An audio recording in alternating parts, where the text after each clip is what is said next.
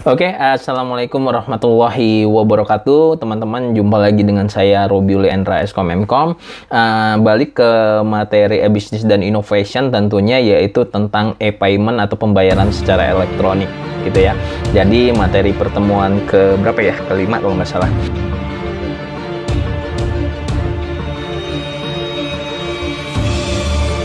Nah, saat ini dengan berkembangnya teknologi, teman-teman tentunya semua inovasi itu berhubungan sama digital. Sekarang yang kita bahas adalah tentang pembayaran elektronik. Banyak orang atau teman-teman mahasiswa yang nonton video ini mungkin udah nggak punya lagi duit cash di dompet gitu. Bukan Anda kere, tapi memang nggak punya duit, bukan ya. Tapi kalian memang memiliki uang-uang digital seperti yang ditanam di Link Aja, ataupun di Dana, ataupun di Jenius, ataupun di GoPay, dan seterusnya. Nah, itu adalah merupakan salah satu inovasi yang ada di dalam segi bisnis, atau dalam hal juga jual beli elektronik gitu ya. Nah, kemudian kita masuk pembayaran elektronik itu biasanya kita sebut dengan namanya e-payment gitu ya. E-payment itu adalah pembayaran secara umum dapat diartikan sebagai pemindahan sejumlah uang dari si pembayar ke penerima. Jadi konsepnya kita e-payment itu sama seperti pembayaran di awal, tetapi pembayarannya yang dulu yang konvensional, saya ketemu pedagang, saya kasih uang, kemudian ada kembalian, dan transaksinya sudah oke. Nah, kalau ini saya menggunakan aplikasi atau secara elektronik uangnya. Nah, pembayaran itu secara konsep yang seperti saya jelaskan tadi, yaitu sebagai pemindahan sejumlah uang dari sisi pembayar ke penerima. Ketika datang ke pilihan pembayaran, tidak ada yang lebih nyaman dari pembayaran elektronik. Ya, tentunya saat ini lebih enak melakukan pembayaran elektronik. Bahkan ketika kalian ke supermarket, kalau ada kartu debit, kalian seneng pakai kartu debit. Karena apa? Nggak perlu lagi mencari uang kecil, si kasirnya nggak perlu lagi mencari permen apabila kurang 100, nggak perlu lagi uangnya disumbangkan ya, itu nggak perlu lagi. Kalau sudah terdebit, itu sudah otomatis semua nominalnya masuk. Kemudian dengan kemajuan teknologi informasi yang seperti saya jelaskan tadi, dan komunikasi memudahkan transaksi pembayaran, terutama dengan munculnya pembayaran secara elektronik ataupun e-payment. Nah, kita coba balik sedikit ketika kita berbicara soal cara pembayaran konvensional. Nah, misalnya dalam bisnis konvensional itu cara yang masih lama ya, tidak menggunakan cara digital, adalah seorang biasanya melakukan pembayaran terhadap produk atau jasa yang dibelinya melalui berbagai cara. Cara yang paling umum adalah dengan membayar langsung dengan alat pembayaran yang sah. Nah, di Indonesia alat pembayaran yang sahnya adalah uang secara tunai. Cara lain adalah dengan menggunakan kartu kredit card. Kalau kalian punya kredit card itu ya kalian diutangin dulu, nanti setiap bulan kalian bayar dengan bunga ya. Kemudian adalah kartu debit, kartu ATM biasa yang kalian bisa masukkan ke dalam mesin EDC. Kemudian ada cek pribadi, kalau dulu masih terkenal juga cek. Kemudian atau transfer antar rekening. Ini menurut Cashier tahun 97. Proses pembayaran biasanya dilakukan di tempat di mana produk atau jasa tersebut diperjualbelikan. Nah, kemudian kalau tadi kita berbicara tentang pembayaran konvensional, saya akan coba membuka paradigma tentang pembayaran secara elektronik, gitu ya. Pembayaran secara elektronik adalah istilah yang digunakan untuk setiap jenis pembayaran yang diproses tanpa menggunakan cek tunai atau kertas. Di dalam pembayaran secara elektronik, uang disimpan, diproses, dan diterima dalam bentuk informasi digital, dan proses pemindahannya diinisialisasi melalui alat pembayaran elektronik. Jadi kalau kita melakukan pembayaran elektronik, kita nggak langsung megang uang cash, kita masukkan saja rekening ataupun kartunya, kemudian dia akan diinisialisasi dalam bentuk digital. Nah, ini ilustrasi e-payment, teman-teman. Ini misalnya ada customernya melakukan browsing gitu ya, kemudian ada merchantnya, ada commerce servernya gitu, kemudian ada gateway-nya ke bank, kemudian jaringan banknya mengirimkan lagi keluar statement atau isu bank, kemudian akan dikirimkan ke konsumen atau konsumen gitu ya. Nah, pembayaran secara elektronik itu dimulai penggunaannya itu pada tahun 1970 dalam sektor finansial. Beberapa aplikasi pertamanya adalah sistem EFT atau Electronic Fund Transfer.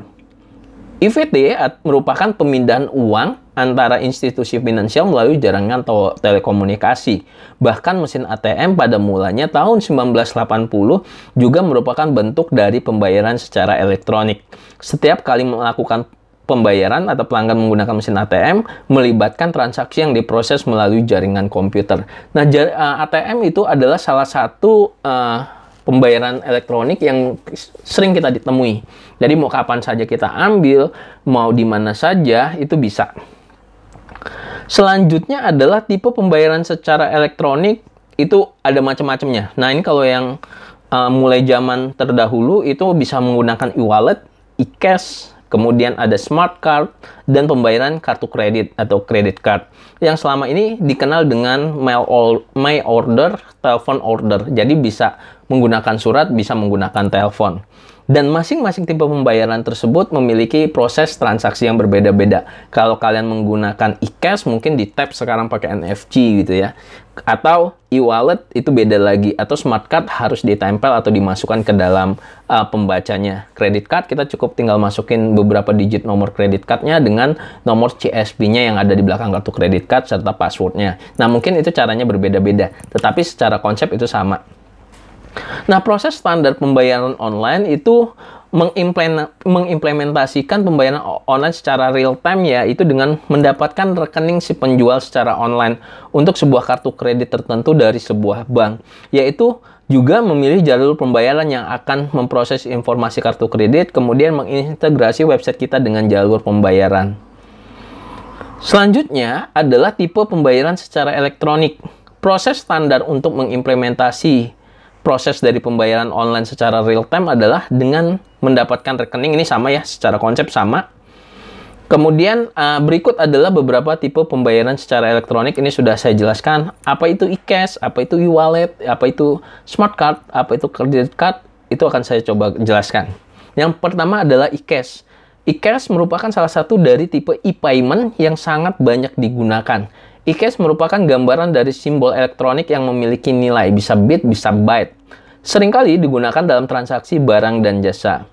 E-cash dipublikkan oleh institusi legal, perusahaan, dan organisasi, dan biasanya memiliki keterbatasan penerimaannya, bergantung seberapa besar publisher marketnya. Nah, misalnya contoh, kalau tempo dulu kita bisa kenal dengan DigiCash, ditemukan oleh tim dari veteran industri, perangkat lunak, dan anggota dari Elite Technology Unit of the Israeli Army. Kemudian ada Mondex juga.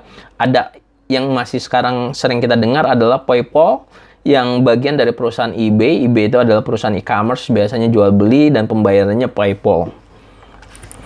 Berikut ini alur penggunaan e-cash oleh konsumen, yaitu konsumen men-top up atau membeli e-cash melalui bank, bank mengirimkan e-cash bits-nya, kemudian konsumen dapat digunakan melakukan pembelian. Selanjutnya, konsumen mengirimkan e-cash kepada penjual untuk membayar sejumlah transaksi yang telah dilakukan. Penjual memeriksa kebiasaan dari e-cash tersebut ke bank, kemudian bank mengkonfirmasi jika e-cash tersebut masih berlaku. Seluruh transaksi selesai jika penjual memberikan e-cash ke bank penerbit untuk ditukarkan dengan sejumlah nilai uang. Nah, itu rule-nya sebenarnya teman-teman sudah mungkin lebih paham ketika kalian sudah langsung prakteknya untuk pembayaran secara elektronik. Nah, ini dia alur penggunaan e-cash-nya dari konsumennya bank, kemudian bank langsung kirim ke konsumen, nanti dia akan dikirim ke merchant, dan seterusnya sampai akhirnya ketemu lagi antara consumer dan juga merchant. Yang selanjutnya adalah e-wallet. E-wallet merupakan media penyimpanan data kartu kredit, e-cash, identitas pribadi, dan alamat dari konsumen yang digunakan untuk melakukan transaksi pembayaran secara elektronik. Melalui e-wallet, konsumen menjadi lebih mudah dan efisien dalam melakukan transaksi. Selain itu, pada saat melakukan transaksi, kebutuhan untuk mengulangi pemberian informasi pribadi juga menjadi berkurang karena data-data pribadi konsumen telah diidentifikasi ke dalam formulir pembayaran. Jadi yang kita butuhkan hanya nomornya, nanti semua identitas akan tampil. Nah, ini contoh formulir e-wallet gitu ya. zaman yang masih menggunakan e-wallet, ya email address, billing address, dan seterusnya. Itu masih kalau kita biasanya membeli barang dari luar negeri. Kemudian ada smart card, merupakan kartu sejenis kartu ATM yang disatukan dengan IC, yaitu Integrated Circuit. Untuk memproses informasi tertentu, smart card juga digunakan untuk menyimpan data pribadi, kesehatan, dan informasi asuransi. Banyak smart card yang menggunakan kombinasi password atau PIN. Sejauh ini smart card tidak sukses di Amerika, tetapi sangat terkenal di Eropa, Australia, dan Jepang. Nah, ini contoh smart card, Mondex ya, gitu ya. Merupakan smart card yang terkenal. Spesifikasi dari Mondex ini dapat digunakan untuk menyimpan e-cash, dikembangkan oleh Mastercard internasional. Jadi kalau teman-teman punya kartu kredit ada tulisannya Mastercard, itu udah bisa digunakan di mana saja di internasional. Yaitu selanjutnya membutuhkan alat pembaca kartu yang spesifik, readernya, namanya aplikasinya Mondex juga. Kemudian menggunakan chip rahasia untuk pengiriman protokol chip. Kemudian kartu kredit tentunya juga kalian sering dengar atau bahkan banyak mahasiswa atau teman-teman yang sudah memiliki kartu kredit. Tentunya dengan konsep Moto tadi, yaitu mail order atau telepon order, kalian bisa melakukan pembelian atau pembayaran tanpa harus memiliki uang. Tentunya nanti tagihannya disesuaikan dengan kapan kalian ingin membayarnya. Kemudian selanjutnya ada payment service provider. Jadi payment service provider ini merupakan penyedia layanan pembayaran yang memberikan jasa kepada penjual layanan online untuk menerima pembayaran secara elektronik dengan metode pembayaran, termasuk diantaranya kartu kredit, bank berbasis pembayaran, seperti debit langsung atau transfer bank. Beberapa PSP juga menyediakan layanan untuk memproses pembayaran melalui pembayaran tunai, e-wallet, kartu prabayar, ataupun voucher, serta e-check gitu ya. Jadi ada juga penyedia jasa layanan untuk pembayaran.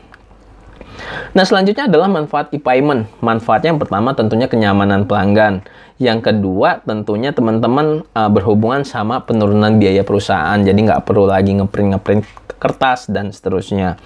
Yang ketiga adalah meningkatkan jumlah pelanggannya. Dengan menggunakan e-payment tentu orang lebih seneng bayarnya ya. Kalau pakai kartu kredit itu dia nggak punya uang tapi dia bisa makan, dia bisa beli barang gitu. Tapi nanti tergantung kalian sendiri untuk manage diri Anda dengan menggunakan kartu kredit tersebut. Nah, tentunya kalau ada manfaat, tentunya ada risiko juga pembayaran secara elektronik. Misalnya dari perspektif pelanggan, yaitu pasti berhubungan sama pencurian informasi. Bagaimana sih keamanannya? Bagaimana keamanan e-commerce-nya, itu tentu yang bakalan ditanyakan. Kemudian dari perspektif penjual adalah alat pembayaran yang dipalsukan, dana yang tidak mencukupi dalam rekening nasabah, terutama jika sistem pembayaran dilakukan secara offline. Ketidakjujuran penyedia jasa keuangan itu juga sangat berpengaruh. Kemudian dari perspektif penyedia jasa keuangan, yaitu pencurian informasi pelanggan, alat pembayaran dipalsukan, pelanggan tidak membayar, berlaku hanya untuk model kredit. Jadi secara konsep ada tiga, yaitu konsumennya, kemudian pedagangnya, dan juga penyedia jasa keuangan atau bank yang berhubungan sama e-payment ini. Usaha yang harus dilakukan untuk menjamin keamanan data pada transaksi pembayaran secara elektronik itu ya tentunya bagi penjual tentunya memastikan bahwa servernya itu aman gitu dengan sekuritas yang tinggi, menyediakan antivirus, anti spyware, dan seterusnya. Kemudian juga si penjual juga memasang firewall untuk mencegah adanya pencurian data. Yang ketiga, jika penjual menggunakan server dari pihak ketiga atau nge-hosting sendiri, maka harus dipastikan pihak ketiga tersebut mempunyai reputasi yang baik sebagai penyedia hosting internet dalam sisi keamanan. Yang selanjutnya adalah membuat perangkat lunak pembayaran yang mampu melindungi identitas pembeli melalui kartu token atau smart. Kemudian membuat perangkat lunak pembayaran dengan fasilitas otoritas online untuk mendeteksi pengeluaran ganda, memeriksa dana yang cukup, dan pola pengeluaran anomali. Bagi pembeli, nah ini yang paling secara umum, pastikan ketika kita membuka web browser itu ada tulisan HTTPS. S-nya itu berarti security. Kalau misalnya HTTP saja, itu jangan gunakan transaksi elektronik di situ, gitu ya.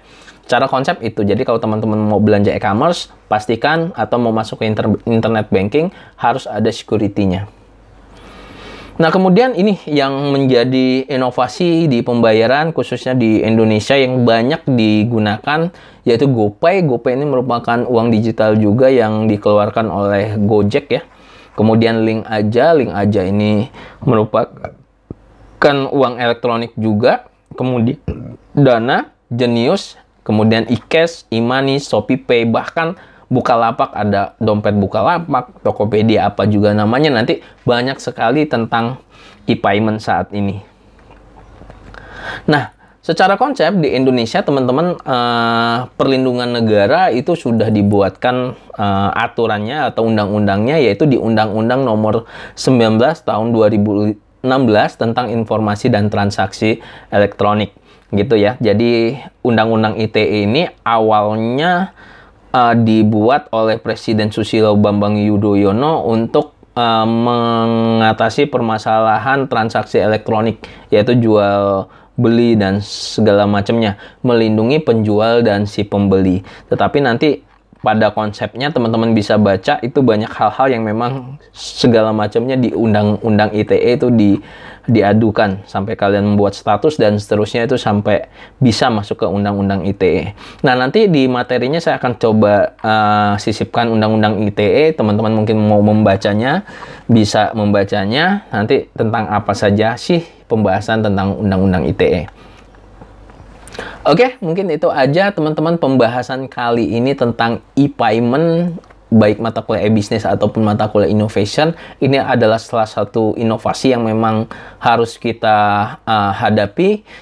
Tentunya sesuatu perubahan itu akan yang berubah ya si perubahan itu sendiri. Jadi kalau Anda tidak mengikuti tentunya akan menjadi ketinggalan gitu ya. Mungkin itu saja, kita ketemu lagi di video materi selanjutnya. Teman-teman jangan lupa untuk subscribe YouTube channel ini karena video ini saya masukkan ke channel saya. Share, like, dan komen. Terima kasih. Saya tutup. Assalamualaikum warahmatullahi wabarakatuh.